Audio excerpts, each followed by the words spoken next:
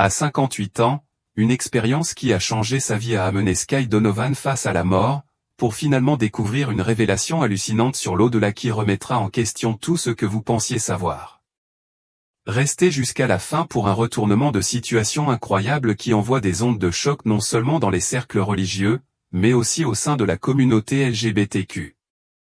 Je m'appelle Sky Donovan et, pendant la majeure partie de ma vie, j'ai vécu à Burlington, dans le Vermont, où j'ai dirigé une entreprise de décoration intérieure florissante.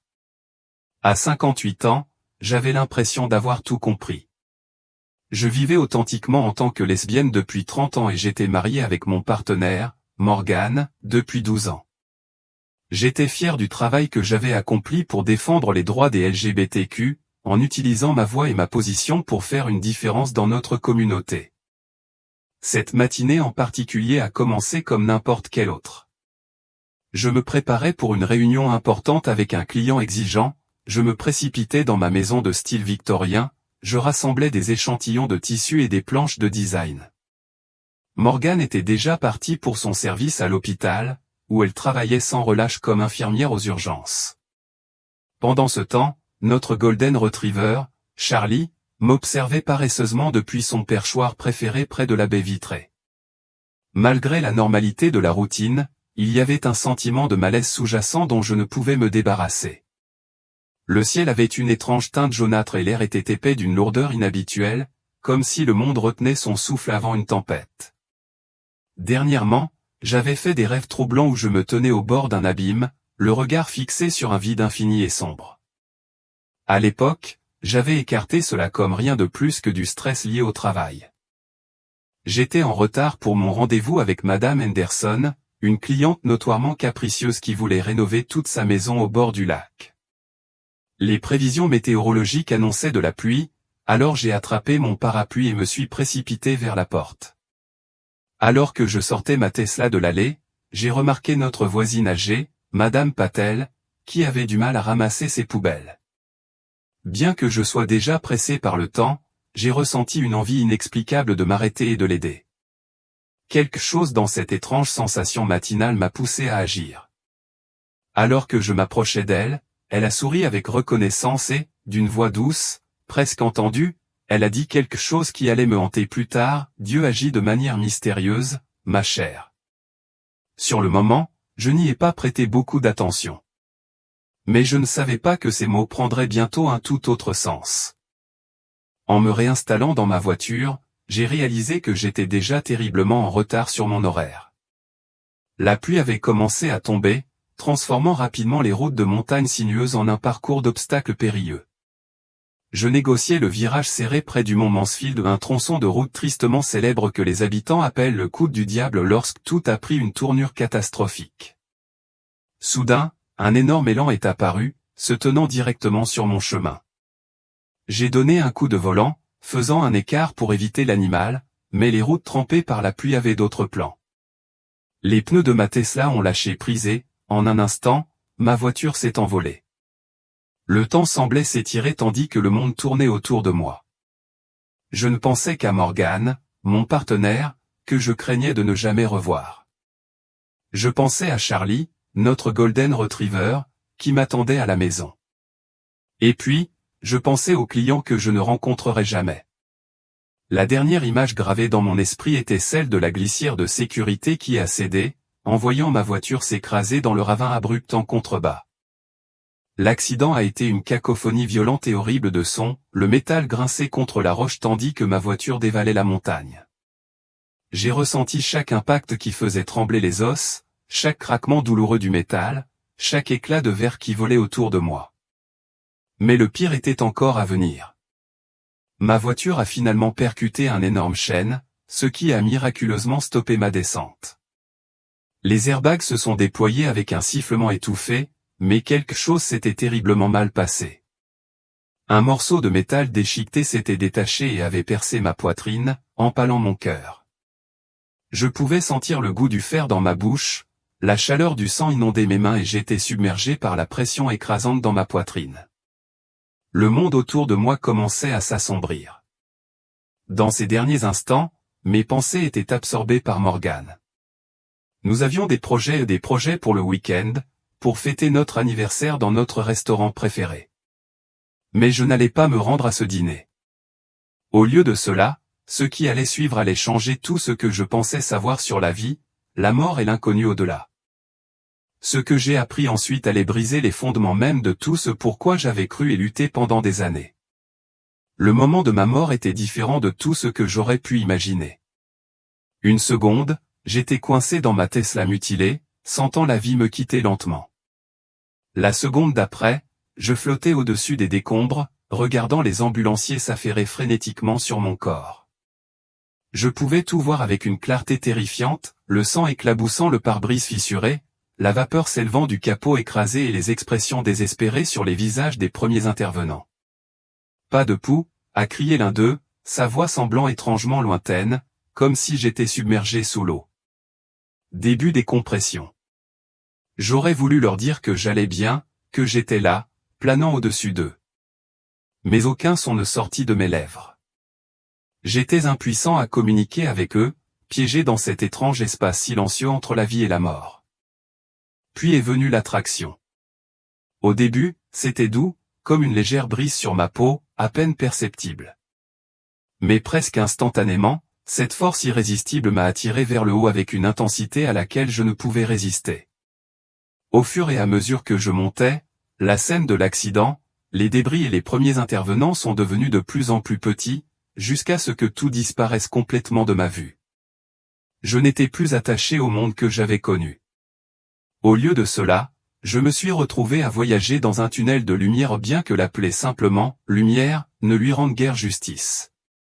C'était quelque chose de plus ou une entité vivante et respirante qui vibrait de couleurs que je n'avais jamais vues auparavant, au-delà des limites de notre expérience et de notre vocabulaire humain. La vitesse de mon voyage était ahurissante, plus rapide que tout ce qui est physiquement possible, mais je n'éprouvais aucune peur. En fait, je me sentais complètement en paix, comme si j'étais enveloppé dans une étreinte protectrice. Le temps perdait tout son sens dans cet endroit. Je ne pouvais pas dire si je voyageais depuis quelques secondes ou ce qui me semblait être des siècles. Cela n'avait pas d'importance. C'était une expérience intemporelle, différente de tout ce que j'avais déjà vécu. Alors que le tunnel de lumière commençait à s'estomper, j'émergeais dans un espace vaste et impressionnant qui défiait toute logique terrestre. Cela ressemblait à une salle d'audience, mais qui semblait exister en dehors des limites de l'architecture humaine. Les murs, si on peut même les appeler ainsi, semblaient faits de lumière vivante, scintillant et changeant d'une manière qu'aucun matériau physique ne pourrait faire. Le plafond s'étendait vers le haut, une étendue infinie qui semblait s'étendre à l'infini, et le sol sous mes pieds était comme du cristal poli solide mais en quelque sorte transparent, comme si le sol sous moi était à la fois là et absent. Et là, debout devant moi, se tenait une silhouette si radieuse, si profondément présente, que je sus instantanément de qui il s'agissait, Jésus-Christ. Mais ce n'était pas l'image douce et réconfortante du berger des leçons d'enfance. Non, c'était le roi des rois, émanant d'un pouvoir et d'une autorité si écrasante que je ne pus m'empêcher de tomber à genoux. Sa présence était un mélange d'amour inimaginable et de vérité inébranlable, et ses yeux avaient une profondeur infinie, à la fois accueillante et impérieuse. Je ne pouvais pas détourner le regard, même si je le voulais. Derrière lui, s'étendant aussi loin que je pouvais voir, se tenaient d'innombrables êtres de lumière des anges, réalisais-je, leur forme rayonnant d'un éclat éthéré. Ils étaient disposés dans un ordre parfait, leur présence emplissant l'espace d'une aura de révérence et de crainte. Pourtant, alors que je me tenais là, un profond sentiment de terreur commença à gonfler en moi. Je savais, sans l'ombre d'un doute, que j'allais être jugé. « Ciel !» cria sa voix puissante mais pleine d'une tendresse qui résonna dans chaque fibre de mon être. C'était une voix à la fois aimante et triste, comme s'il pouvait voir le cœur même de mon âme. Passons en revue ta vie. Soudain, toute ma vie s'est déroulée devant moi, se déroulant comme un film cosmique chaque instant, chaque choix, chaque action que j'avais jamais faite. Mais ce n'était pas une simple observation passive. J'étais complètement immergé dans chaque scène, les revivant à nouveau, avec une conscience intense de leur véritable signification spirituelle. J'ai vu les répercussions de mes actions, les conséquences à long terme, à la fois positives et négatives, qui ont touché la vie d'innombrables autres personnes. J'ai revisité mon enfance, mon adolescence et le moment crucial où j'ai réalisé pour la première fois que j'étais attiré par les femmes. J'ai vu comment je m'étais lentement éloigné de la foi avec laquelle j'avais grandi, me persuadant que l'amour de Dieu devait sûrement inclure une acceptation de toutes les formes d'amour. Je me suis vu évoluer en activiste, j'ai dirigé des défilés de la fierté, aidé des jeunes à trouver le courage d'assumer leur identité LGBTQ et lutter contre ce que je considérais comme de l'intolérance religieuse. Mais en observant tout cela se dérouler à travers le prisme du ciel, la vérité m'a frappé avec une force stupéfiante et dévastatrice. Chaque fois que j'avais encouragé quelqu'un à vivre sa vérité concernant sa sexualité, je l'avais en fait éloigné du plan de Dieu. Chaque argument que j'avais avancé contre les enseignements chrétiens traditionnels, chaque position que j'avais prise pour ce que je croyais être un progrès, était en fait une rébellion contre la sagesse divine. Ce que je pensais être l'illumination était en fait une déformation de la vérité. La partie la plus difficile de cette expérience n'a pas seulement été de reconnaître l'erreur dans ma propre vie, mais de voir l'effet domino de mon influence sur les autres. Comme des dominos, j'ai vu les personnes que j'avais encadrées et conseillées non seulement adopter des modes de vie qui allaient à l'encontre du dessein de Dieu, mais aussi diffuser ces idées à d'autres, influençant encore plus de personnes sur le même chemin. L'ampleur de la situation était écrasante. Mon enfant, dit encore Jésus, sa voix résonnant profondément en moi. Tu as reçu une vérité claire dans ma parole, mais tu as choisi de suivre ta propre compréhension à la place. À ce moment-là, j'ai voulu argumenter, me défendre avec tous les raisonnements que j'avais utilisés tout au long de ma vie. Je m'étais toujours dit que l'amour était l'amour, que Dieu avait créé les gens comme ils étaient et que l'acceptation était au cœur de son enseignement. Mais en sa présence, ces arguments se sont effondrés. Je pouvais voir avec une clarté parfaite comment j'avais déformé les Écritures pour les adapter à mes propres désirs, au lieu de conformer ma vie à la vérité de la parole de Dieu. Ce qui s'est passé ensuite a complètement brisé toutes les idées préconçues que j'avais jamais eues sur l'au-delà. Jésus a fait un geste, et sans prévenir, nous nous sommes retrouvés au bord d'un fossé inimaginable. D'un côté, j'ai vu la cour céleste, l'endroit que nous venions de visiter, rayonnant de gloire divine et de lumière éternelle. Mais de l'autre côté, j'ai été témoin de quelque chose de bien plus terrifiant, l'enfer. Ce n'était pas le puits de feu avec des diables rouges et des fourches que j'avais imaginé, mais quelque chose de bien plus sombre et de plus réel dans son horreur. C'était un abîme, un gouffre infini de séparation totale de la présence de Dieu. L'obscurité qui s'y trouvait n'était pas seulement l'absence de lumière, c'était une force vivante et dévorante, un vide éternel. Les sons qui en sortaient, les cris de ceux qui étaient perdus dans cette obscurité, me hantent encore. Je me réveille au milieu de la nuit, parfois en hurlant, essayant de faire abstraction de ces horribles cris de désespoir. Veillez, ordonna Jésus. Et je le fis. Ce que je vis ensuite était au-delà des mots. Des âmes commencèrent à arriver, et parmi elles, je reconnus des gens de ma vie terrestre ou des militants LGBTQ avec lesquels j'avais travaillé, des amis des événements de la Pride, et même des chefs religieux que j'avais connus, des individus qui avaient changé d'église pour devenir plus affirmatifs. Chacun d'entre eux arrivait, rempli de la même confiance que j'avais autrefois, pour faire face à la même révélation dévastatrice que je venais de vivre, ils avaient cru à un mensonge. Pire encore, ils avaient amené d'autres personnes à croire en eux aussi. Ce qui m'a le plus brisé le cœur, c'était le choc sur leur visage. Beaucoup d'entre eux ont protesté, comme je l'avais voulu. Mais Dieu est amour, ont-ils soutenu, tout comme nous nous sommes battus pour l'amour, pour l'inclusion, pour l'acceptation. Comment cela peut-il être mal? Leur voix était remplie de confusion, et j'avais envie de crier avec eux. Mais la réponse est venue, non pas en mots, mais dans une compréhension pure et indéniable. Dieu est amour, oui, mais il est aussi vérité. Et le véritable amour ne contredit jamais la vérité établie de Dieu. À ce moment-là, j'ai compris avec une clarté parfaite que l'amour et la vérité sont inséparables. L'amour de Dieu ne se plie pas à la compréhension ou aux désirs humains, il est inébranlable et éternel. Et à la lumière de cette vérité, j'ai réalisé le prix douloureux des choix que j'avais faits et des vies que j'avais influencées. Puis, à travers cette scène bouleversante, j'ai vu Morgane. Non pas la Morgane qui était encore en vie sur Terre, mais une vision d'elle, de son cheminement, tel qu'il se déroulerait si rien ne changeait. La voir confrontée à cette séparation éternelle de la présence de Dieu était plus que ce que je pouvais supporter. Mon cœur se brisa en la regardant, son âme en route vers le même abîme de ténèbres, un endroit où elle ne connaîtrait jamais la paix et l'amour que j'avais toujours espéré pour elle. La pensée d'elle là-bas, perdue, était insupportable. « S'il te plaît, » ai-je supplié, la voix tremblante alors que je me tournais vers Jésus. « S'il te plaît, ne laisse pas cela lui arriver. Il doit y avoir un moyen de les avertir. Il doit y avoir un moyen de les sauver. » Ses yeux, remplis d'une compassion sans bornes, ont rencontré les miens. Il n'a pas parlé, mais il m'a montré plus. Ce que j'ai vu ensuite a tout changé. J'ai vu d'innombrables âmes, des individus qui avaient fait face à des luttes similaires avec leur sexualité, mais qui avaient choisi de suivre le dessein de Dieu au lieu de céder à leurs propres désirs.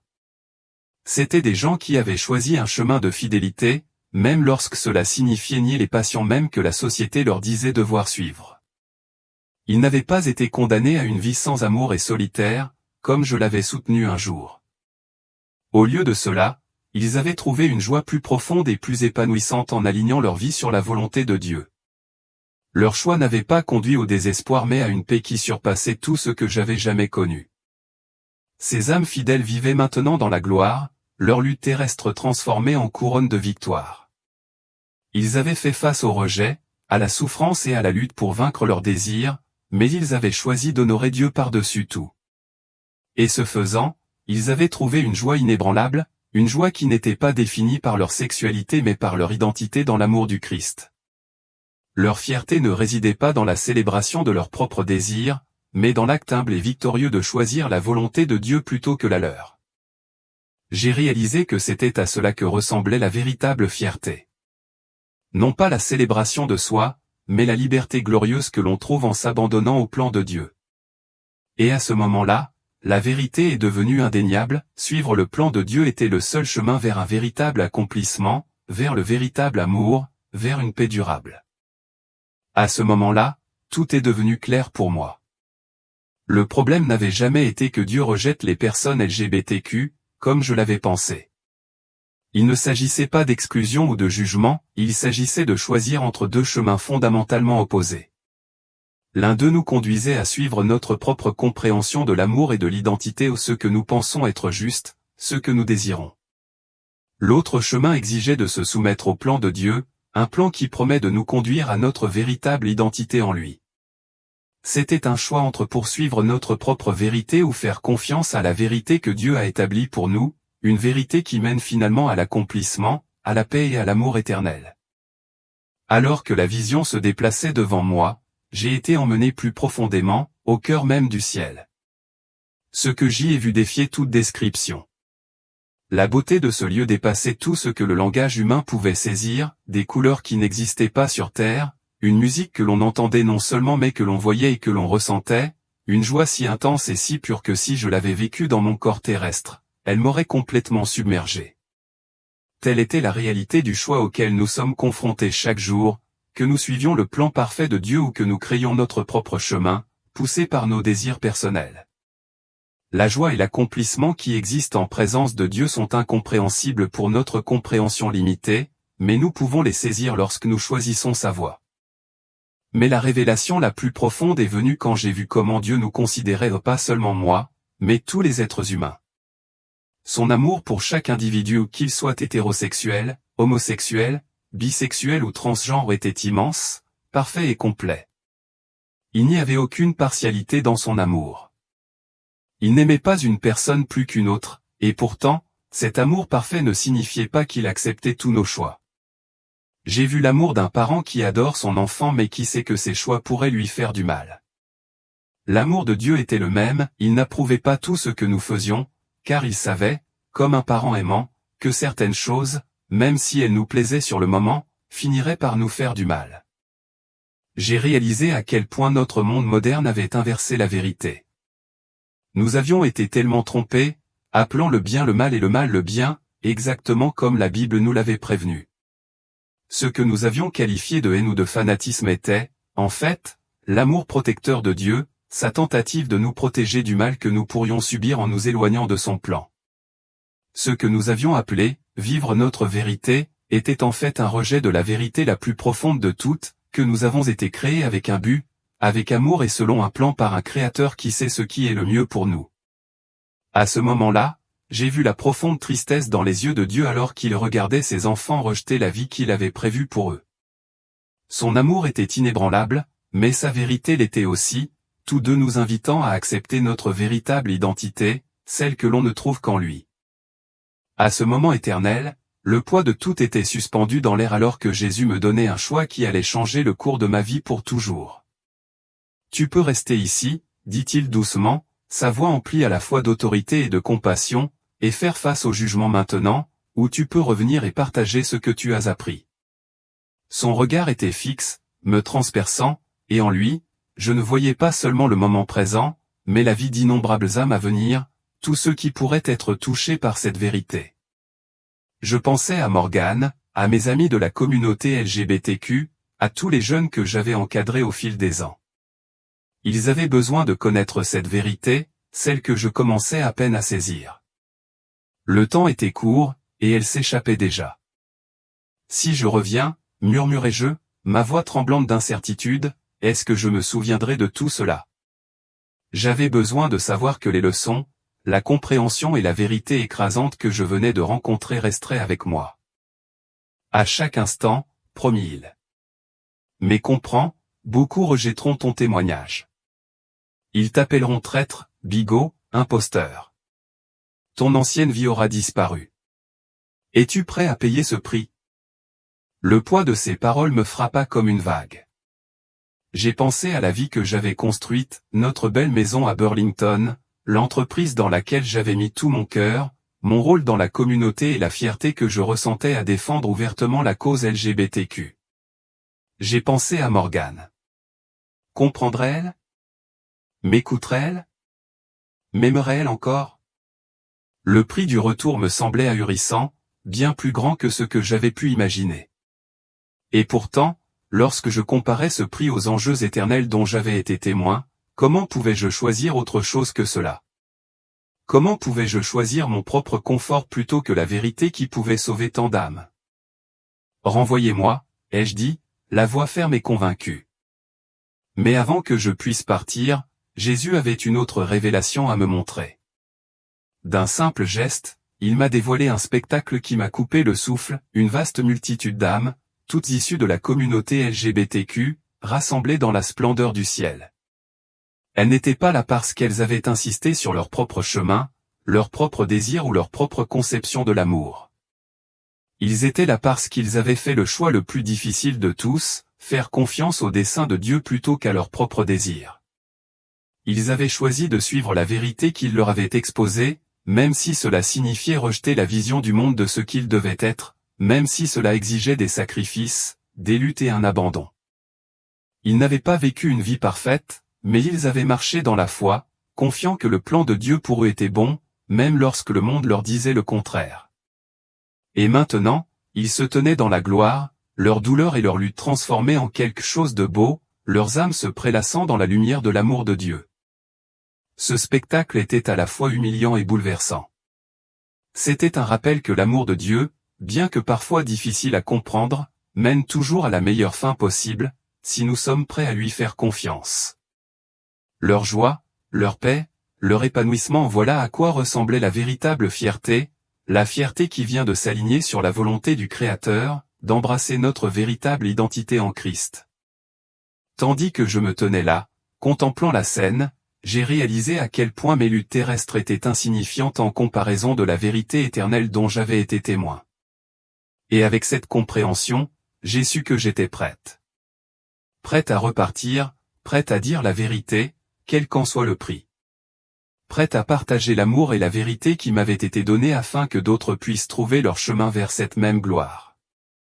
Ces âmes rayonnaient d'une gloire unique et extraordinaire, une gloire qui transcendait tout ce qui était terrestre. Leur lutte, chaque épreuve, chaque tentation, chaque moment de chagrin s'était transformé en couronne de victoire, symbole de leur foi inébranlable et de leur soumission au dessein de Dieu. Elles n'avaient pas été guéries, ni transformées en personnes entièrement différentes. Elles n'étaient pas moins qu'elles ne l'étaient. Au contraire, elles avaient trouvé leur véritable moi authentique en choisissant de suivre le plan de Dieu, sans exiger que Dieu se plie à leurs désirs ou à leur compréhension du monde. Leur transformation n'était pas celle du déni, mais celle du véritable accomplissement en trouver la paix et la joie en s'alignant sur la volonté du Créateur. Ce sont mes vainqueurs, a dit Jésus, sa voix remplie à la fois de fierté et de compassion. Ils ont fait face aux mêmes tentations, aux mêmes luttes, aux mêmes désirs que vous, mais ils ont choisi ma voie au lieu de la leur. Leur récompense dépasse tout ce que la terre pourrait offrir. En observant, j'ai vu la profondeur de leur parcours. Chacun d'entre eux avait fait face à des défis uniques, certains si profondément personnels et douloureux qu'ils semblaient presque impossibles à supporter. J'ai vu des individus qui avaient choisi le célibat, trouvant un accomplissement profond et satisfaisant pour l'âme en consacrant leur vie au service de Dieu plutôt qu'en recherchant des relations amoureuses. D'autres, avec la direction de Dieu, avaient travaillé sur leurs sentiments et trouvé la guérison et la plénitude dans les mariages traditionnels. D'autres encore avaient lutté contre ces sentiments toute leur vie, tout en restant fidèles au dessein de Dieu, choisissant la récompense éternelle plutôt que la satisfaction temporaire. Le point commun entre tous était qu'ils ne laissaient pas leurs désirs les définir. Ils ne permettaient pas à la tentation de dicter leur identité ou leur choix. J'ai réalisé que la clé n'était pas de ne jamais ressentir ces attirances ou ces sentiments. Il s'agissait de la façon dont ils choisissaient d'y répondre. Tout comme quelqu'un peut naître avec une tendance à la colère, à la dépendance ou à toute autre tentation, la simple présence d'un désir ou d'une tentation n'était pas un péché. C'était la façon dont on choisissait d'agir en fonction de celui-ci qui déterminait le cours des choses. Le véritable combat consistait à accepter des désirs qui allaient à l'encontre du plan de Dieu, à leur permettre de guider nos actions. Mais choisir de s'abandonner, de dire « que ta volonté soit faite, et non la mienne », était le chemin vers la véritable victoire. C'est dans cet abandon que ces âmes avaient trouvé une joie et un épanouissement plus profond que tout ce que le monde pouvait offrir. Et à ce moment-là, j'ai compris. La véritable liberté ne consistait pas à agir selon chaque impulsion ou désir, mais à aligner ses désirs sur le plan parfait de Dieu, à trouver notre identité non pas dans ce que nous désirons, mais dans l'amour et le but que Dieu a pour chacun de nous. Le poids de cette révélation m'a frappé avec une force à laquelle je ne m'attendais pas. Toutes ces années, j'avais soutenu que Dieu avait créé les gens comme ils étaient, mais maintenant je voyais les choses différemment. Ce n'était pas que nos tendances ou nos désirs n'étaient pas pertinents, les gens peuvent en effet naître avec elles, mais Dieu nous avait également donné le puissant don du choix. J'ai réalisé que la véritable liberté ne consistait pas à céder à chaque impulsion ou désir. La vraie liberté consiste à avoir la force de choisir la voie de Dieu, même lorsque nos sentiments nous poussent dans une direction différente. C'est dans l'acceptation de la capacité de nous élever au-dessus de nos désirs et d'aligner nos actions sur le dessein divin, quelles que soient les émotions auxquelles nous sommes confrontés. Puis, Jésus a révélé quelque chose qui m'a profondément ébranlé. Il m'a montré comment le mouvement que j'avais autrefois soutenu avec tant de fierté avait causé un profond tort spirituel.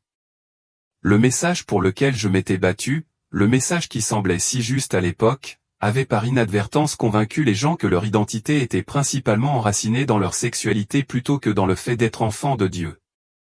Nous avions élevé l'identité sexuelle et de genre au plus haut piédestal, en faisant une idole, une nouvelle religion qui plaçait les désirs humains au-dessus du dessein divin. Souviens-toi de cela, a répété Jésus, sa voix remplie à la fois d'amour et d'une sainte révérence qui a frappé au plus profond de mon âme. J'aime tous mes enfants, chacun d'entre eux. Mais l'amour signifie parfois dire non, pour protéger ceux que nous aimons du mal. Le véritable amour ne contredit jamais la vérité. Ces mots flottaient dans l'air, une vérité profonde, aussi douce que perçante. Alors que je réfléchissais à tout cela, je ressentis une secousse violente, le retour violent dans mon corps. Je me suis rétracté avec une telle force que ma poitrine s'est arquée au-dessus du lit d'hôpital. La transition du royaume éthéré à ma forme physique était brutale, comme un retour soudain à la réalité. Mes sens explosèrent, il y eut le bip frénétique des machines, le déferlement des voix, puis une exclamation claire, elle est de retour. On a un pouls. Avec un halètement, j'ouvris les yeux et me retrouvai entouré de personnel médical, leurs expressions mêlant surprise et soulagement. Et là, debout à côté de moi, se trouvait Morgane. Elle ne m'avait pas quitté, ses yeux remplis de larmes alors qu'elle me serrait la main, comme si elle avait traversé une éternité de peur. « Sky, bébé, tu as été absente pendant presque 4 minutes, » s'étrangla-t-elle, la voix lourde d'émotion. Nous pensions t'avoir perdu. Les mots m'ont brisé le brouillard et j'ai réalisé à quel point j'avais failli ne plus jamais la revoir, ne plus jamais revenir dans ce monde. Mon cœur battait plus vite, mais ce n'était plus seulement à cause du choc physique. J'étais de retour, mais pas la même. Ce que j'avais appris, ce que j'avais vu, ne me quitterait plus jamais. Et à ce moment-là, j'ai su qu'on m'avait donné une seconde chance ou une chance que je devais utiliser pour partager la vérité que j'avais apprise, quel qu'en soit le prix. Je voulais tout lui dire, lui expliquer la profondeur de ce que j'avais vu, ce que j'avais vécu. Mais mon corps n'était pas prêt. Un tube était logé dans ma gorge et chaque respiration me donnait l'impression de porter un poids de 500 kilos sur ma poitrine. Compte tenu de ce qui s'était passé, ce n'était pas loin de la vérité. Les médecins m'ont expliqué plus tard qu'un morceau de métal avait transpercé mon cœur pendant l'accident. Selon toutes les normes médicales, j'aurais dû mourir instantanément. Pourtant, j'étais là en vie, mais à peine. La convalescence était épuisante et douloureuse. De multiples opérations, des semaines de physiothérapie et des mois de guérison m'attendaient. Mais aussi intense que soit la douleur physique, elle n'était rien comparée à la tourmente émotionnelle qui allait se produire. Une fois que j'ai pu parler à nouveau, j'ai essayé d'expliquer à Morgane ce qui s'était passé. Je pouvais voir la confusion, la douleur dans ses yeux tandis que je lui racontais la vision que j'avais eue à propos de Jésus, de la vérité qu'il m'avait montrée. « Tu as traversé un traumatisme », a-t-elle dit doucement, sa voix teintée d'inquiétude. « Peut-être devrions-nous attendre que tu sois plus forte pour en parler. » Mais je ne pouvais pas attendre. La vérité brûlait en moi comme un feu incontrôlable, et je devais la partager. Je savais que ce que j'avais appris, ce que j'avais vu, n'était pas seulement pour moi. Il fallait le partager, quelles qu'en soient les conséquences. Mais les conséquences sont venues rapidement. Un par un, j'ai tout perdu de mon ancienne vie. Morgane, qui avait toujours été mon roc, a déménagé 3 mois seulement après mon retour. Elle a dit que j'étais devenu quelqu'un qu'elle ne reconnaissait pas, que la personne qu'elle avait épousée n'était plus là. Ces mots m'ont blessé, mais je ne pouvais pas les nier. J'avais changé, mais tout ce que je croyais aussi. Mes amis militants LGBTQ m'ont accusé d'avoir trahi la communauté. Ils m'ont traité de traître, de traître. L'entreprise que j'avais bâtie au fil des ans a terriblement souffert, d'anciens clients annulant leurs contrats et refusant de faire affaire avec moi. J'avais l'impression que tout ce pourquoi j'avais travaillé si dur s'effondrait sous mes yeux. Le plus dur, cependant, a été de voir la douleur dans les yeux des gens lorsque j'essayais de partager mon expérience. Beaucoup m'ont accusé d'être devenue une fanatique religieuse, d'avoir abandonné tout ce pourquoi nous nous étions battus ensemble. Certains ont suggéré que le traumatisme que j'avais subi avait peut-être endommagé mon cerveau et que mon esprit ne fonctionnait plus correctement. D'autres, plus douloureusement, ont tout simplement cessé de me parler. Le rejet était accablant, mais je ne pouvais pas nier la vérité de ce que j'avais vu. J'avais reçu un message que je ne pouvais pas garder pour moi, quel qu'en soit le prix. Pourtant, pour chaque ami que je perdais, Dieu m'en donnait de nouveaux.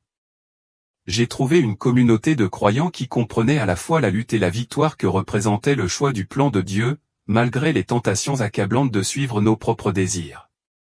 J'ai rencontré d'autres personnes qui, comme moi, avaient lutté avec leur identité et leurs désirs, mais avaient choisi l'obéissance plutôt que la volonté personnelle, et ce faisant, avaient trouvé la joie de vivre selon le plan de Dieu.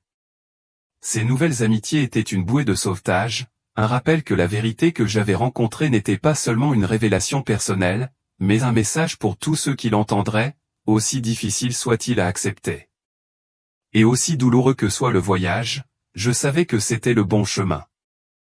Aujourd'hui, je vis dans une maison plus petite à la périphérie de la ville, loin de la vie trépidante que j'ai connue autrefois. Mon entreprise de design se reconstruit lentement, servant désormais une clientèle différente, ceux qui comprennent la transformation que j'ai subie. Charlie, mon fidèle Golden Retriever, est toujours à mes côtés. Heureusement, les chiens ne se soucient pas du cheminement spirituel de leur maître, ils aiment simplement sans condition. Chaque matin, je me réveille reconnaissante de la seconde chance qui m'a été donnée et je remercie Dieu de m'avoir donné l'occasion de partager cette vérité avec d'autres. Je sais que ce que je partage ici sera difficile à entendre pour certains. Beaucoup seront en colère et le considéreront comme un discours de haine ou de la propagande religieuse. Mais je ne peux pas rester silencieuse. Ce que j'ai vu, ce que j'ai appris, c'est trop important pour le garder pour moi. Les enjeux sont éternels et la vérité, aussi difficile soit-elle, doit être dite. J'aime toujours Morgane. J'aime toujours mes amis LGBTQ. En fait, mon amour pour eux s'est approfondi parce que je comprends maintenant la signification éternelle de ce qui est en jeu. Le véritable amour ne consiste pas à affirmer chaque choix ou désir de quelqu'un, il s'agit de désirer le meilleur de Dieu pour lui, même lorsque cela signifie affronter des vérités difficiles. Si vous lisez ceci et que vous êtes aux prises avec ces problèmes, sachez ceci, Dieu vous aime plus que vous ne pourriez l'imaginer. Le choix n'est pas entre le bonheur et la répression, mais entre une satisfaction passagère et une joie éternelle. Le chemin n'est peut-être pas facile, mais vous n'êtes pas obligé de le parcourir seul. Il y a d'autres personnes qui comprennent et, plus important encore, Dieu marche avec vous à chaque étape du chemin. La vérité que j'ai apprise ce jour-là m'a coûté presque tout ce que j'avais dans ce monde, ma relation, ma carrière, ma position dans la communauté. Mais quand je regarde ce que j'ai gagné, la paix de savoir que je vis en accord avec le dessein de Dieu, la joie de savoir que son amour est inébranlable, cela en valait la peine. Et plus que cela, j'espère qu'à travers ce témoignage, d'autres trouveront cette même vérité, cette même paix. Si cette histoire vous a touché, je vous invite à aimer, à vous abonner et à appuyer sur la cloche de notification pour aider à diffuser ce message.